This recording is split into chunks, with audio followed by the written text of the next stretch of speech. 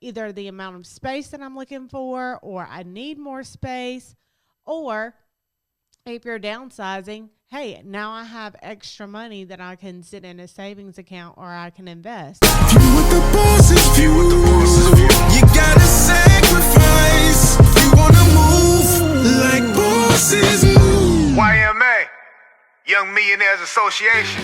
Welcome, Yeah, see, that's the welcome, association. everyone, to the YMA Nation podcast, episode number 78. Hope everyone is having a wonderful day today. Getting prepared for the last portion of the week. As you see, it's just me, Rebecca Wallace, here to talk some real estate with you guys on this Wednesday. Make sure you like, comment, and subscribe. So click the little button down there to subscribe. Get our notifications of when our Sports Talk Fridays, Wealth Building Mondays, and Real Estate Wednesday episodes air. So today we have a very interesting topic. We've been talking to the buyers a lot in the last couple of episodes on committing to buying. So I want to shift this episode to talk to sellers. Anyone who is a homeowner, if you've been on the fence about whether you should sell or not, I'm here to try to help you to understand why now may be the best time to sell and what may could happen in the future or near future that could be shifting the market back into a buyer's market eventually. So I have a couple of topics outlined that we're going to discuss. Please make sure that you comment any questions that you have. If you're interested in selling or I started off checking it every other week, just like most people do. Then it got out of control. I couldn't help myself. I started checking it day after day after day. I didn't realize that I was becoming addicted until my wife said something. What did she say? She said, "It's just a credit score, relax."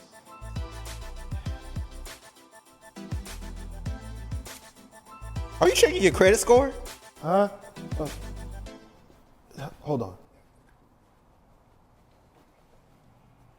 purchasing, make sure you reach out to the Pyramid Group at Keller Williams at 864-249-1437. We are always here to help advise and set up meetings to help you through the process. So, why sell now? Why should you sell now? If you're a homeowner, why should you sell at this point in the market? Well, the first and the most important part of, I guess, deciding whether you want to sell is, have you pulled your equity out recently in a refinance due to the interest rates being lower? If you've done that, then you probably don't want to sell right now because you've already taken your equity out. So right now you're probably in the process of building that equity back up. Also, if you have gone in and the house needs a lot of work done to it before you put it on the market, you may say, well, I want to use my equity to kind of fix the house up first, and then you need to build equity back into the property.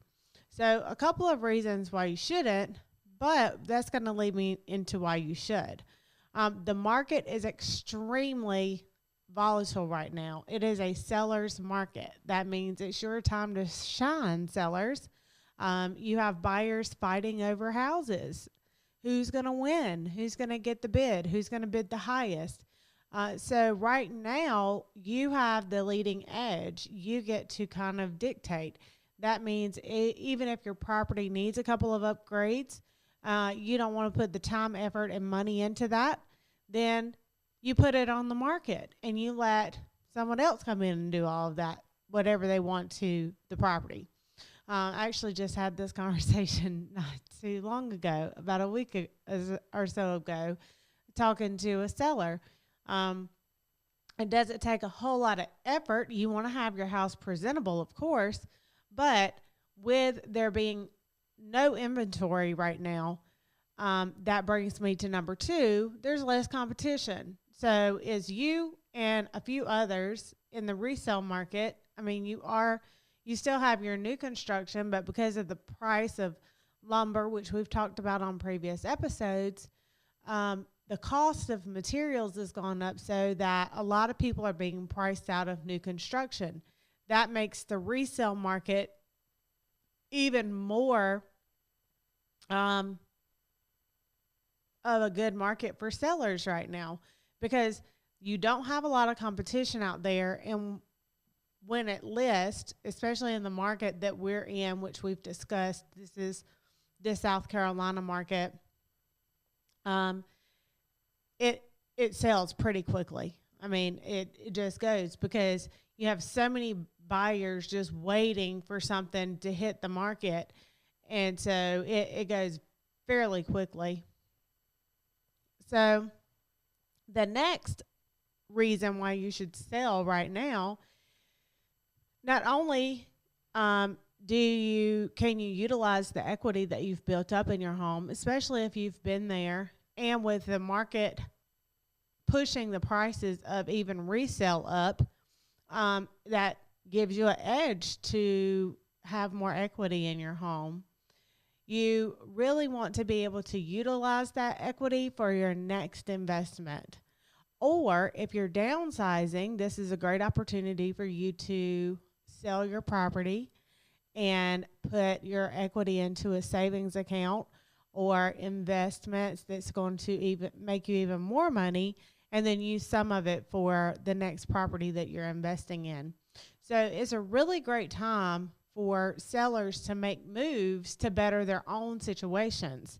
So if you're in an older property and you want to get something newer, and you have, thousands of dollars in equity sitting in your property, and you can sell and you can use that equity, and because of the interest rates being what they are, you can get a very competitive interest rate and have, great monthly payments, then why not utilize that equity to basically upgrade yourself and get something better? So all of these are really things for you to think about as the seller. Like, make your pros and cons list and say, if I sell right now, what's my pros and what are my cons? And I talked about upgrading and downsizing. So let's say that you were a first-time home buyer. So, I hear a lot of stories of first-time home buyers. I really couldn't afford what I wanted at that.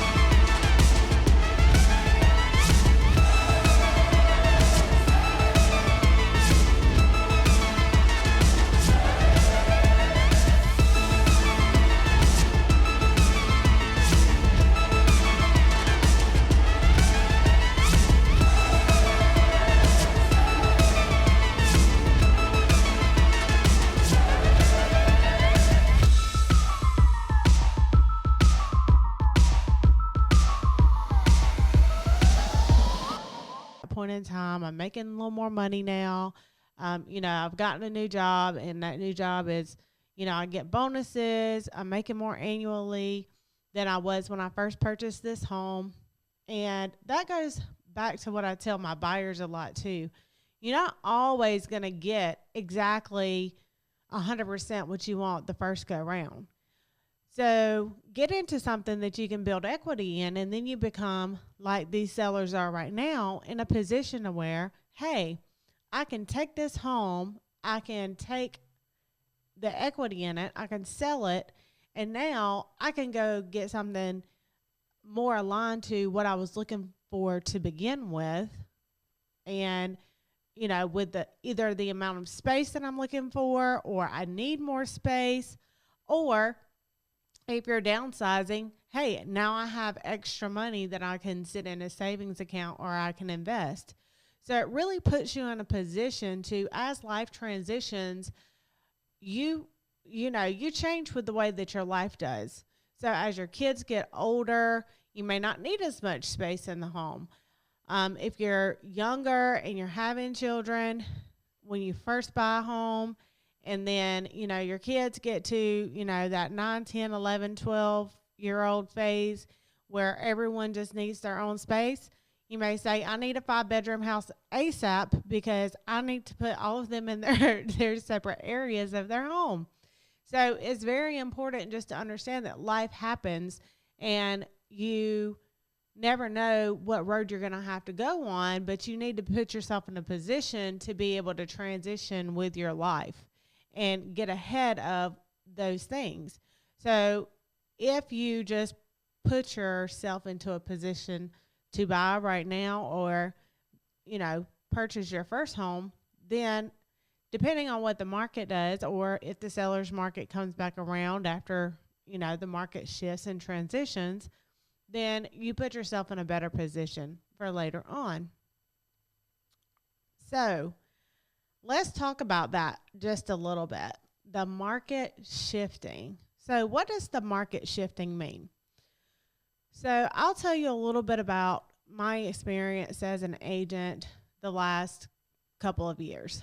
So when I first got into being a realtor, it was definitely a buyer's market. There was a lot of negotiation that you could do. There was a lot of inventory on the market. Actually, I was just reading an article a couple of days ago that said the February 2021 inventory is half the inventory it was in 2020. That's how quickly the market can shift. So I can tell you, being in the industry about, even like 2 years ago, the market was a buyer's market. The buyers, they had some selection. We could go see multiple houses and there wasn't 15 showings on the house that day, or, 10 offers on the house that day. Not saying we didn't have some multiple offer situations, but not near what we see right now. So that means that the market shifted. It shifted from having, a great inventory to choose from for buyers and having some negotiation and the sellers having to negotiate a little bit with buyers, to now the sellers don't.